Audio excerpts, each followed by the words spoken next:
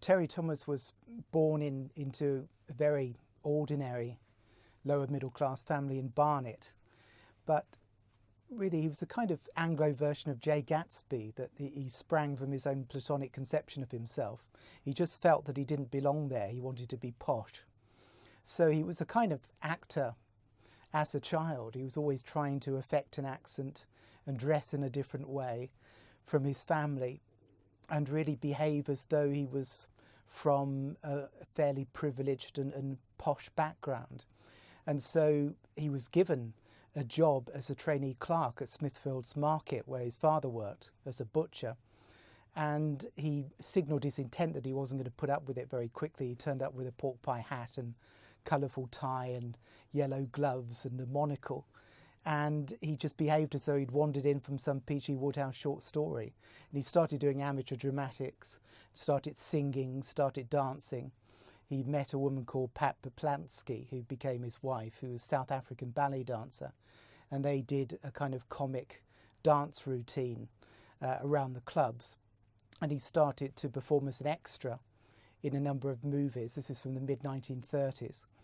And then war intervened, and he was involved in Services Entertainment, Stars in Battle Dress, as it was called. Then after the war, he started doing cabaret, radio. He got into TV. 1949, he appeared as the star of a TV show called How Do You View? And he was really the first big comedy star on British TV and very innovative. And from there, really, he went through a number of series, making his mark. And after that point, he felt movies were the next step up. When the Bolting brothers picked him up to appear in Private's Progress in 1956. And although he had a very small part, he was barely on screen for more than 10 minutes and didn't actually have many lines. He was so good at conveying thought and comedy through expression, and of course the famous phrase, an absolute shower, that he very quickly became recognisable and popular and lauded by critics. And he went through a whole number of other movies in the 50s, like The Green Man and Too Many Crooks and The Naked Truth, in which he began to be known for portraying this bounder figure, a comedy figure who was always a kind of British free rider, a great rascal and pleasure seeker. Oh, dear, getting off steam like that. Rather a punishing night last night. Did a spot of time and motion study of my own. Redhead, rather athletic. After about 5 years of doing these kinds of movies, you could say that he'd refined this persona perfectly, and then School for Scoundrels really became the definitive performance, if you like, of this early Terry Thomas character of the bounder. He'd established it in the audience's mind by this point, and he was ready to play it perfectly. Table innkeeper. Yes, Anne? Thank you, sir. Yes. Evening, Mr. Trelawney. Evening, Stephen. Hello, Ray. Oh, hello. Palfrey. Hello. Where did you find this lovely creature? That he's often described as a cad, but I don't think he ever really did portray a cad, because a cad was callous, heartless, cynical, unfeeling, and that wasn't really the character that Terry Thomas was known for. And crucially, he didn't just play a bounder, which is a better description, I think, but he played an unsuccessful bounder. And I think that's crucial, that if he played a bounder who was really good at being a bounder, after the initial amusement that the audiences might feel at seeing this man slip through all of the usual rules and regulations and get what he wants, they'd maybe start to envy him a little. But the crucial thing was that eventually in those movies the carapace of cool and composure would crack, and you'd see behind it a shivering, fragile, fallible individual just like everyone else. And so his movies always tended to start with him being this suave, urbane, very effective and successful individual. And then nearly always, by the end, it would all have collapsed and he'd be this rather frightened, perplexed, bemused individual. Indeed, you know, in School for Scoundrels, at the end, he says, "What's going on? It's gone wrong." And he uses that phrase time and again. If you look at The Green Man, The Naked Truth, Too Many Crooks, it's always the same, that he's this rather hopeless, shambolic, vulnerable figure after all of the successful composure of the early scenes. I love April, and I want April to love me. I do. I do. No, not sincerity, Palfrey. Just a minute, something's gone wrong. Stop that, I say. Ken, you can't do this to me.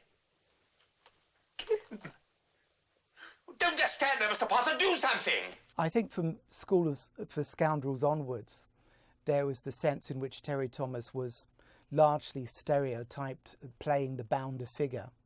And I think he was reasonably happy with that. He did have a flirtation with trying to behave in other kinds of ways and try different roles. In The Wild Affair, for example, in the early 60s, he shaved off his trademark moustache just to look rather different, and he played a much more passive, reserved kind of character. But I don't think he was very happy with that, or indeed the movie. And when Hollywood picked him up, they really wanted him to symbolise a certain American's idea of the British dandy and the British toff and the British bounder. And he was happy enough to go along with that and enhance it to some extent for an international audience. And also by that stage, I think he had rather lost a certain amount of trust with directors and producers, so that in the early British movies, including School for Scoundrels, he felt very much part of a team and he trusted everyone there and he worked really hard on those movies. By the time he was in Hollywood, I think he found some of the actors didn't care so much, some of the directors didn't work well with actors.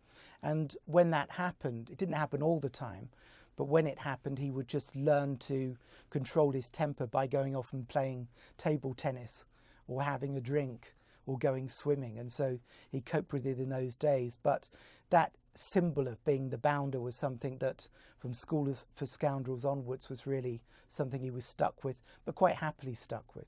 I say, I've just had a brilliant idea. Why don't I pick up our young lady and drive her to the club tomorrow? Save her the bus fare. That won't be necessary. You're in the book? 2:30? Delaunay. Don't miss it, old chap. Anytime. As was quite often the nature in British movies at that time, there was a kind of unofficial repertory company of actors who just tended to turn up again and again in the same movies. So Terry Thomas knew and had worked again with most of the people in School for Scoundrels, like Alastair Sim and Ian Carmichael and many others. And he liked them hugely. He particularly liked Alastair Sim for, again, that control that he had with the camera, that he could just look and think and the camera would record his thoughts. And he adored that. And he also adored the eccentricity that Alastair Sim had, that always had some kind of point to it when he played certain characters. For example, when it came to the scene when the Potter is serving tea to Ian Carmichael's character, he decided he wasn't going to use the props.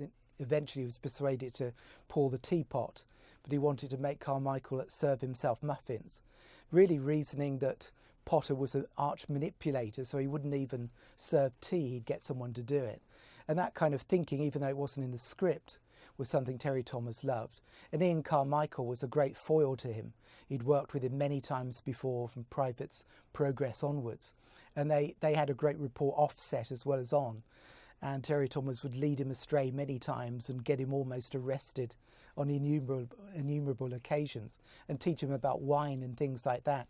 The scene in the restaurant again, when Delaunay is showing Palfrey up by reading out the French wines while Palfrey could only read out the numbers, was again something of a mirroring of real life, because Terry Thomas taught Ian Carmichael a great deal about wines and cocktails and spirits off set.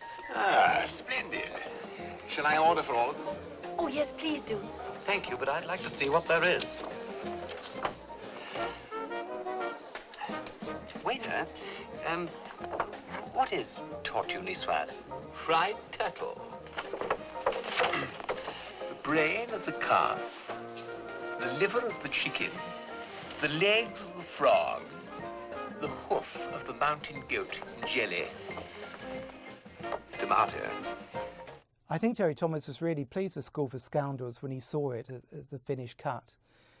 He was very pleased with his own performance. I think he thought he'd nailed that character that he'd been playing to some extent in a number of movies during the 1950s. And he loved Alistair Sim's performance and Ian Carmichael's performance, and he thought it meshed really well. And I think he thought there were some wonderful moments in it. And I think he saw it in many ways as the kind of pinnacle of the British stage in his career. He was someone who was a perfectionist when it came to acting, but he also enjoyed himself. He was always better before lunch than after, because the lunches tended to be very long and well lubricated, so there were quite a few fluffs afterwards. If he could play with any props or get up to any antics in between scenes, he'd be doing that. And one thing he did, because he loved the movie so much and he was really pleased with his own performance, he had a still made of the restaurant scene, and he made it into a postcard which he sent out from that point on to friends and fans, in which in the bottom right hand corner it said, "Why be difficult when with a little more effort you can be bloody impossible?"